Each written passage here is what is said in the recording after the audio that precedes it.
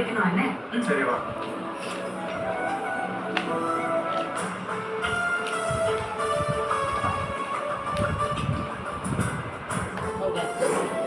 என் மாமா ஹார்ட் அட்டாக்ல இறந்து போனதும் மாமா போன இந்த கார் ஆக்சிடென்ட் ஆனதும் அது எதுவுமே எவனோட பிளான் இல்ல. அது ஒரு கேவலமான ஒரு கொடூரமான மனுஷனோட பிளான் தான் என் மாமாவோட மரணத்துக்கு காரணம்.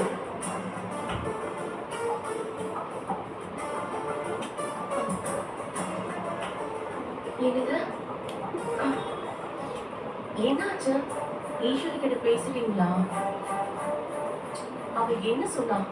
ஏன் இந்த கோவமா இருக்கீங்க? ஈஸ்வரி என்ன ரொம்ப டென்ஷன் பண்ணிட்டான். அவ சொன்னதை கேட்டு எனக்கு அப்படியே தலையை வெடிச்சிரு போல இருக்கு. என்னங்க இப்படி சொல்றீங்க? ஈஸ்வரி அப்படி என்னதான் சொல்லி தொலைச்சா? கேக்குறல்ல, அந்த திமிரு பிடிச்சவா அப்படி என்னதான்